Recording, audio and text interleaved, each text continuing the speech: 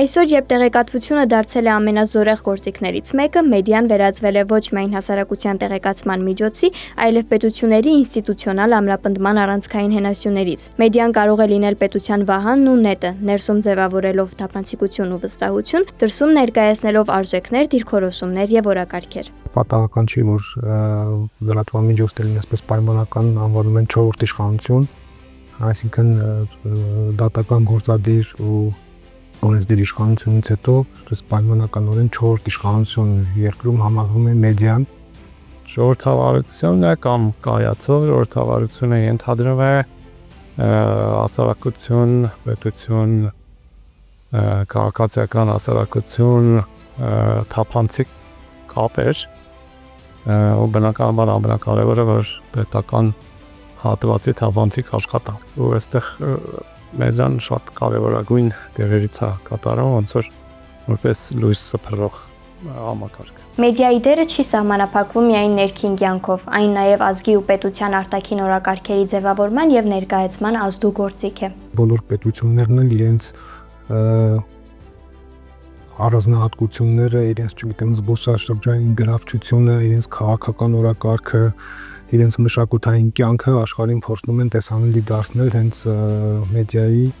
հարթակների միջոցով։ Տարբեր հակամարտությունների ժամանակ մեդիայի դերը մղվում է առաջին պլան։ Հենց այդպիսի իրավիճակներում է, որ տեղեկատվական պայքարը դառնում է գրեթե նույնքան կարևոր, որքան զինված դիմակայությունը։ Ռուսաստանի եւ Ուկրաինայի հակամարտության պարագայում, որ հետևեք թե ուկրաինական, թե ռուսական լրատվամիջոցներին, կտեսնեք շատպես ցայտուն, թե ինչպես են իրենք կարողանում մեդիան ծառայեցնել իրենց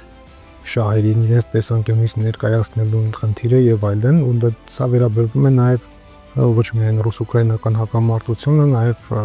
չգիտեմ Գազայի հատվածում Իսրայելի ու Պաղեստինի միջև հակամարտությանը։ Մեդիայի ազդեցությունն այսօր ոչ միայն բովանդակության, այլև լեզվի միջոցով է տարածվում։ Անգլերենի գերակայության ֆոնին կան երկրներ, որոնք գիտակցված փորձում են սեփական լեզվով իրենց մեդիա դաշտն ամրապնդել, զարգացնել եւ ընդլայնել։ Ամենաակնհայտ երկու օրինակը դա մեկը ֆրանկոֆոնիան, որը Ֆրանսիան օգտագործում է իր ազդեցությունը ուժեղացնելու աշխարհով մեկ, ու Ռուսաստանը, որը ամենտեղ փորձում է ռուսերենը ներդնել կամ պահել ավելի շուտ երկրորդային հատվածում, որպեսզի ավելի հասանելի լինի իր մեդիա դաշտը։ Պետություններն ու հասարակությունները մեդիան օգտագործում են տարբեր ձևերով, կախված կառավարման համակարգից ու քաղաքական մոդելից։ Ընդհանուր առմամբ կարելի է խոսել երկու մոտեցման մասին։ Երբ որ երկիրը հիբրիդային կամ բռնապետական է, ու այդտեղ մամուլի վրա ազդեցությունը երկրի շատ մեծ է, ու իշխանությունը միշտ ձգտում է հնարավորինս շատ ազդեցություն ունենալ երկու ձևով, կամ ավելացնելով սեփական լրատվամիջոցները վերահսկվող եւ ճնշելով անվերահսկելիները, ու այդ դեպքում բնականաբար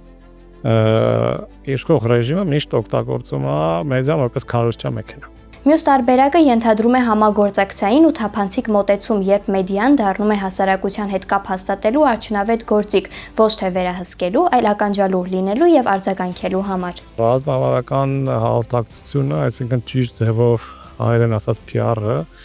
պետական մարմինները օգտագործում են, որպեսզի հասարակության հետ կապը պահեն, երկկողմանի համ տրամադրեն իրենց կողմից ստացված տեղեկատվությունը, համ հավաքագրեն կարծիքները ավելի լայն մեդիայի տեսանկյունից, նաև սոցիալական ցանցերի տեսանկյունից, ու ստանան ավելի հստակ պատկեր, թե հասարակությունը ինչ է սպասում։ Միջազգային հարթակներում պետության ներկայությունն ու ընկալումը մեծապես կախված է նրանից, թե ինչպես է նա ներկայացնում իրեն արտաքին աշխարհին։ Հենց այստեղ առանցքային դեր ունի ոչ միայն փոխանցվող բովանդակությունը, այլև այն, թե ինչպես, որ լեզվով եւ ինչ որակով է դա արվում։ Կարևոր է, որ մեր լրատվամիջոցները նախ որակյալ աշխատանք անեն, այսինքն լինեն օբյեկտիվ եւ նաեւ շատ կարեւոր է, որպեսզի այդ ամենը կարողանան մատուցել այն լեզվով, որ երկրի մոտ ցանկանում են իրենց ասելիքը հասանելի դարձնել, այսինքն պետք է մեդիա լրատվամիջոցները նաեւ ունենան տարբեր լեզուներով լուրեր հրապարակելու կամ ռեպորտաժներ թողարկելու հնարավորություն։ Այսօր մեդիան դարձել է ազգային օրակարգեր ձևավորելու, ներկայացնելու եւ տարածելու ռազմավարական հարթակ։ Մեծ տերությունները վաղուց են հասկացել, ով վերահսկում է խոսքը, նա է ձևավորում ընկալումը։ Եվ մեր նպատակն է Հայաստանն իր մշակույթով, գաղափարներով եւ իր լեզվով հասանելի դարձնել աշխարհին, դառնալ ոչ միայն Հայաստանի, այլև ողջ աշխարհի համար վստահելի եւ լսելի խոսափող։ Աննա Հարությունյան, Ստեփան Տիգրանյան, Վարդան Պողոսյան, Reopen Media։